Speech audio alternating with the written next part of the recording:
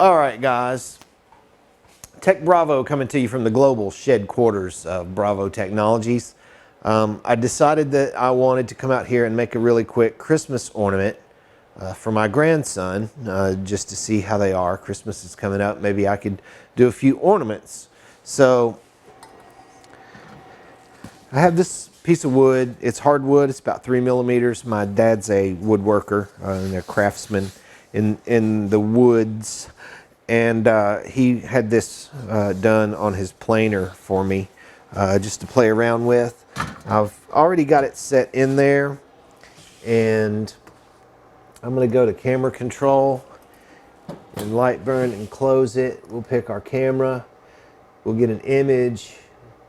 We'll let the exposure adjust for just a moment, and then we'll update the overlay. Now, I'm going to import an image, and it's an SVG. I made it in Lightburn on another computer, and I didn't have the right fonts on this computer. When I opened the Lightburn file on this computer and tried to resize it, I've got some text to path going around it, and it squished everything up, changed the font and all that stuff. So I exported it as I made it as an SVG file. So then what I need to do is just import it, and I think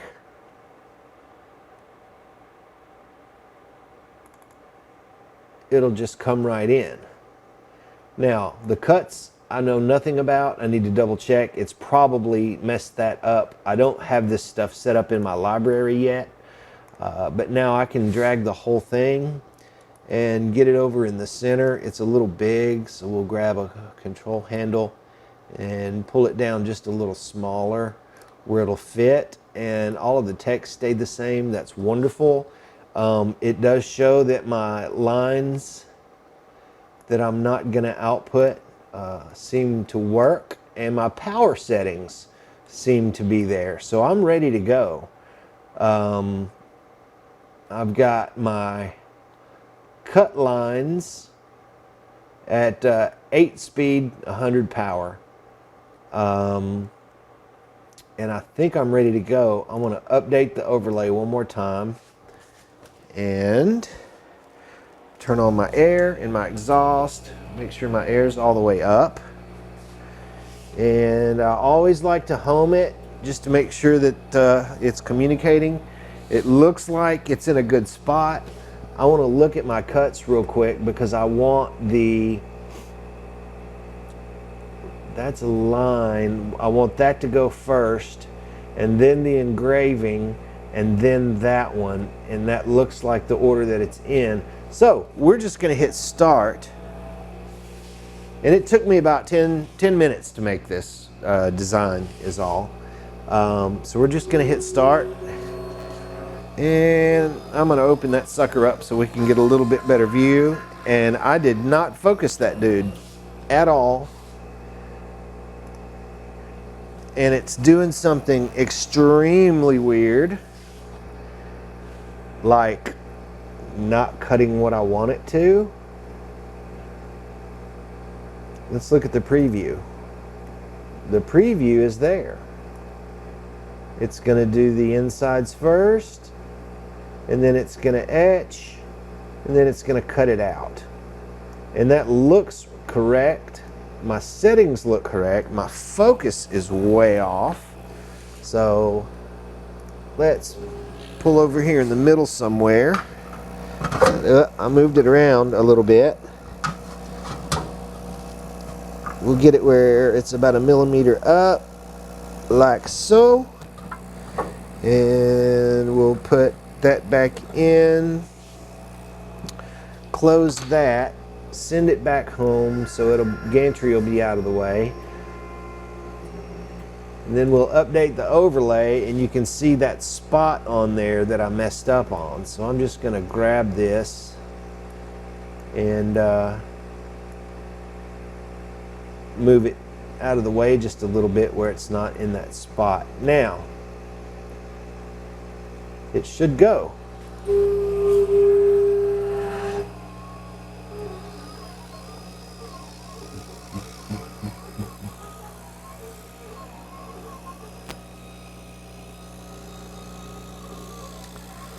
And I'm getting some smoke from the bottom.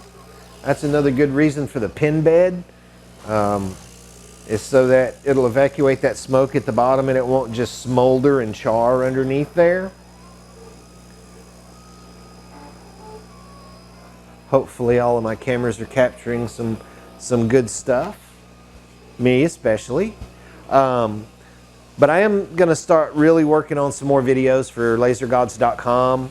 And I'm actually going to start making videos like this, which are total workflows, good, bad, or ugly, no matter what happens. And I'm going to leave that part alone. The parts are falling through, but it's still connected to the outside because I'm not going to cut the outermost vector until it's all done. So after it gets done cutting that out, it'll engrave. It's doing what it's supposed to so far. First time I've tried this, a lot of this stuff. See, I've worked on lasers and modded lasers and answered technical questions about lasers, and I know the technology and methodology behind them. But short of just testing some material once in a while to make sure the laser was in focus, I never really made anything. So now I'm going to start making things, and it died again. It did this before.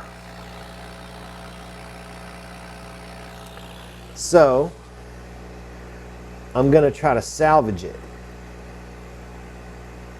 We already cut that, so we're not going to output that.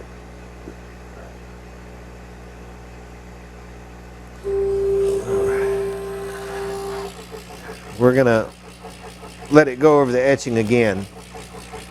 So just because it fails doesn't mean you can't still come out with a decent product.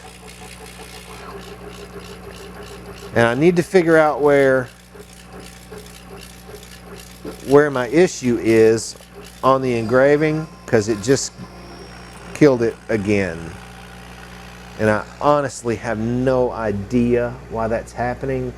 So for right now, what I'm going to do is go up to the fill, because I want to make this work. And I'm going to change. I got overscanning on. Line interval looks okay. Scan angle, I'm going to make it 180. So it'll start from the top, and maybe I can get some done.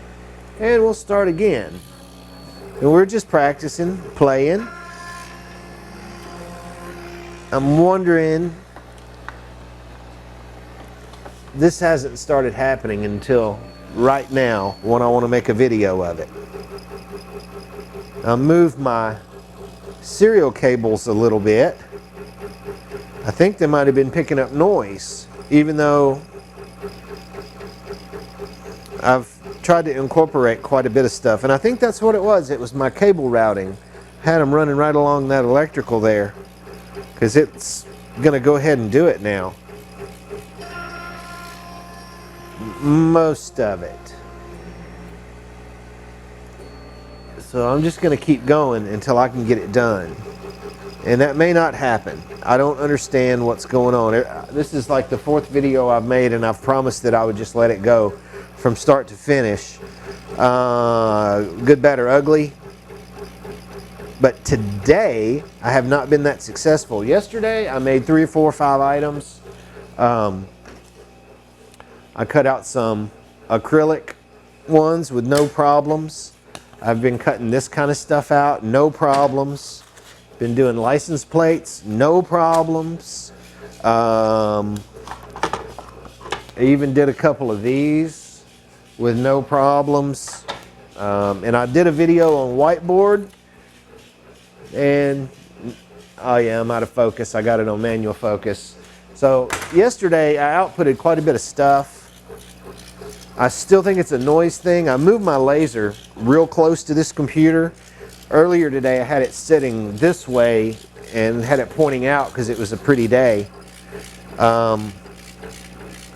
Again, this one is going to be a little bit extended, but I will get the result that I want if I have to run it 500 times. And it is so close.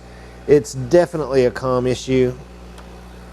and it may be because of this thing. That's something that's new that I've introduced, which was a USB cable. So let's do it one more time. What I'm also discovering is that I either need to do 2 passes over the raster, or slow down a little bit, or give it a little more power, or all of the above, so I can get that char that I want, that contrast on this darker wood. But hardwoods do an awesome job. The 3-ply birch and stuff like that does a terrible job, and I'm still running into problems, guys. So I think I'm gonna flip. If it doesn't finish, I've definitely got a comm issue thing going on somewhere. If I move it a little bit, I'm getting some interference. This wasn't happening yesterday or this morning when I had the laser sitting over here, so I may have to reposition my stuff a little bit.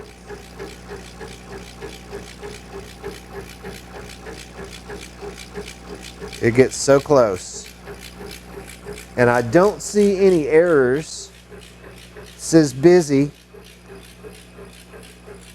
The timeline looks about right. And part of this trial and error is the best thing you'll ever do. You know, I could get on there and say, hey, I've got some 3mm hardwood and I want to cut and engrave it. What are my best settings? Well, percentages. You want to talk percentages with power? How? Do we have the same tube? Do we have the same power supply? Do we have the same controller? Do we have the same optics? Are they set up the same way? There's so many variables there. I am barely outputting any current at all. I've got the hard limit set at 14 milliamps, and it could be that I'm not hitting the minimum excitation threshold to maintain a uniform beam signature. And if that's the case, I'm wondering if all of that charge going to that tube that's not generating plasma is actually feeding back into the electrical circuit and maybe causing some noise in there. It's not beyond the realm of possibility, but it went through it this time, and it's going to finish. It's cutting it out now. So I had to go over it a few times, but I think this is going to do. And now that I think about it, I think if my power setting was too low, then that charge, that energy that's being sent, the minimum excitation threshold for these glass tubes, if it's sending almost enough there, but not quite, I can see how that would feed back, because you're not completing the circuit. And that energy is causing some problems. Okay, so it cut. And it cut all the way through. And there it is. Try to see if we can get it from that angle. Movie recording has been stopped automatically. I love my DSLR for taking pictures, but it is not a video camera. Even running Magic Lantern, the damn thing cuts off at random. So here it is. I'll take some better pictures of it. Maybe we got a good one from the overhead. If I hadn't have messed up, that would have taken 5 minutes, and it took me about 10 minutes to design it. So I've got 20 minutes in this thing, including alignment, you know, all of that stuff, check and focus. And I'm sure once I do 10 or 12 or 15 or 100 of them, I can really get that down, especially if I start doing multiples. But I think from a very first try, came out pretty good. So let's see if we can get another look at it here. I don't even know if that camera's working. We're going to check on that too. But there it is. And I'm going to be showing a lot of videos about the Lightburn camera and Lightburn software.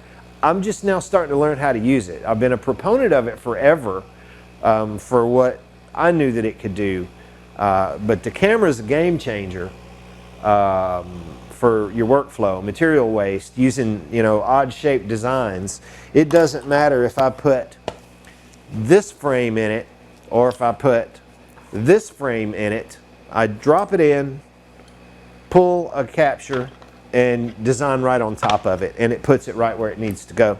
Also, if I wanted to duplicate this, I could put it down there on something white, something contrasting, and pull an image and actually trace it and turn it into a vector. So, and it does so much more, and I'm sure that some more seasoned Lightburn users are probably like, what is this idiot doing? But you know what? I'm learning, just like you had to do at the beginning, except I'm going to do it on video where we can all learn together. We can all pass together, we can all fail together, and teach your kids the acronym for laser. I did it to my kids way before I even knew what a laser was, other than a pointer that you mess with cats with. For some reason, I've always done that. So anyway, there it is. More to come from the global headquarters of Bravo Technologies. Tech Bravo is out.